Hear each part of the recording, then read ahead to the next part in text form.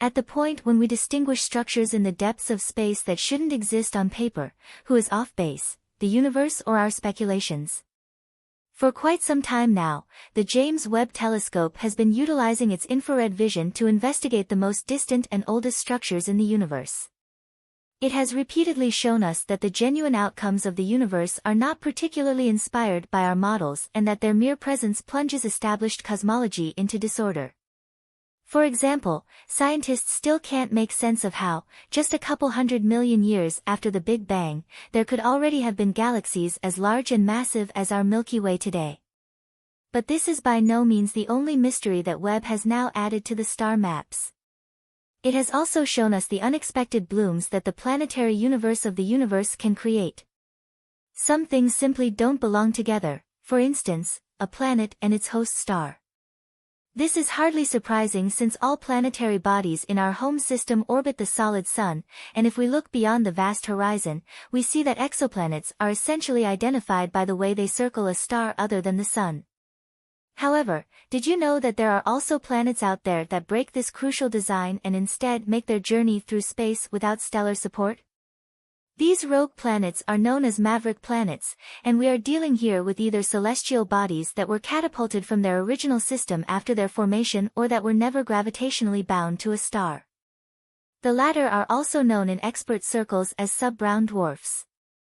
Their birth didn't happen as normal in a protoplanetary disk but occurred, like stars or brown dwarfs, through the contraction of a celestial gas cloud. Anyway, it's in the nature of things that such planetary recluses are relatively hard to identify in the vastness of space.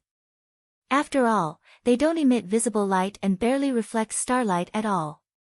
Yet, with the help of infrared telescopes, it is possible to identify rogue planets or contenders for them based on their own heat discharge.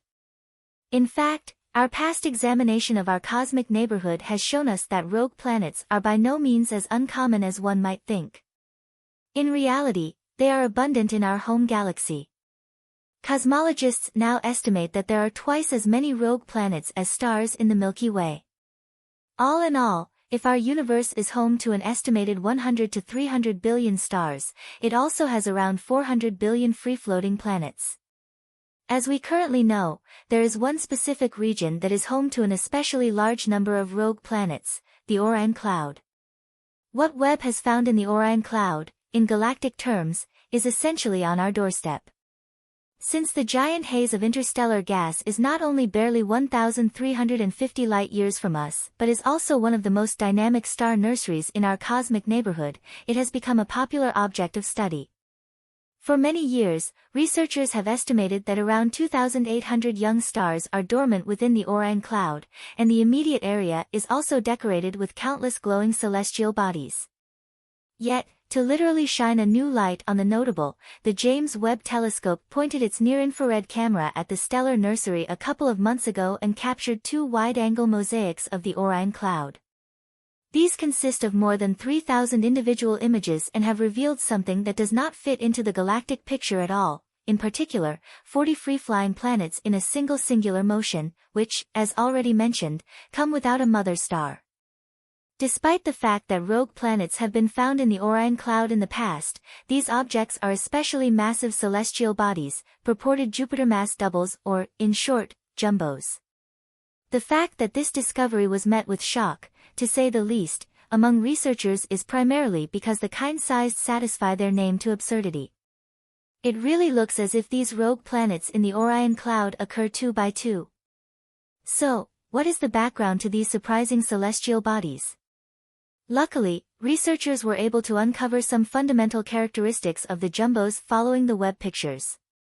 We are dealing with cosmic whippersnappers here who are only 1 million years old and have surface temperatures of around 1,000 degrees Celsius. But how did the jumbos end up in such large numbers and two by two in the Orion Cloud? Why are the jumbos so secretive? Well, we can speculate about that right now, and the same applies to the subject of what these giants really are. The first hypothesis is based on the assumption that the jumbos were born in a region of the Orion Cloud that was too poor in matter to form actual stars since there was not enough hydrogen available here for the formation of star-stars and the start of nuclear fusion. We could, therefore, be dealing with a segment of failed stars. On the other hand, there is also the hypothesis that the jumbos initially formed in the normal manner to become Jupiter-like gas giants and were eventually literally ejected from their home system by an unknown event.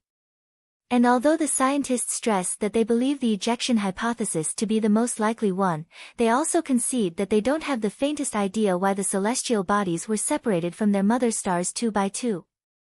A plausible explanation sounds different, but given the celestial nature of the jumbos, is it at all conceivable that we are dealing with the consequence of a random event? After all, the way that the heavenly bodies always come two by two is combined with the fact that they all have a nearly identical structure and mass. Considering this, some researchers point out that we should perhaps concede that our models for planet development and evolution are likely anything but complete. At the end of the day, the structure in the Orion cloud could be based on a central component that is already completely unknown to us. Who knows? Perhaps the corresponding structure represents not just a persistent star maker but also a fully fledged gas factory.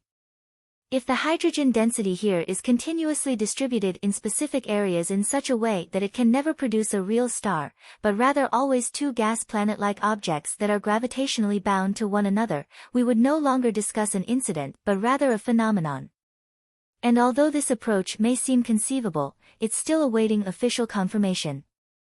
What has now been officially confirmed, however, is the finding that the James Webb Telescope has identified an entire series of objects that have left specialists scratching their heads. Webb is pushing cosmology to its limits. As mentioned at the beginning, these include, above all, the incomprehensible galaxies that already existed 500 to 700 million years after the Big Bang and which, notwithstanding this early stage, contained up to 100 billion solar masses of stars. The reason these structures became known as universe breakers is that they are in sharp contradiction to current cosmology. According to our theories, there simply wasn't enough normal matter at such an early stage to form so many stars in such a short time. And just as with the jumbos, the question arises as to how complete our theoretical understanding of cosmic evolution is and how much it ultimately matches the genuine processes in the universe. No less confounding is the huge black hole that the James Webb Telescope identified in a similarly early galaxy. This was already present 770 million years after the Big Bang, and despite this, a gravitational beast of more than 1 billion solar masses slept at its core. Scientists investigated which accretion disk allowed the black hole to grow to such sizes so early on, but they found nothing new. Rather, the object's origin appears to be shockingly normal, so that the cosmic mystery ultimately extends to the very enormous black hole that was already fully mature when the universe was only 5% of its present age, and we have no good reason for this astounding growth. And then there is also the issue of the so-called Hubble tension. The Hubble constant shows the rate at which the universe is currently expanding, but peculiarly enough, past research had already uncovered a contradictory inconsistency. While the determination of the Hubble constant, considering the cosmic background radiation, is theoretically 67 km per second per megaparsec, the real measured values turned out to be considerably higher. If we take red giants, supernovae, or the special type of star called Cepheids into account, we suddenly get a value of 73 km per second per megaparsec. So was this a precise measurement error in the past? Sadly not, since the observations of the James Webb Telescope have indeed confirmed the Hubble tension. According to the experts, the faster expansion of the universe could be caused by a process or force that has not yet been taken into account in the cosmological standard model. For instance, a novel type of dark energy or dark matter, but it's also possible that we have misunderstood the genuine properties of gravity or that there are particles or fields out there that no scientist has yet known about. Thank you for watching this video. I hope you enjoyed this journey into the mysteries of the universe. If you found this video interesting, please give it a thumbs up and share it with your friends. Don't forget to subscribe to my channel for more amazing updates.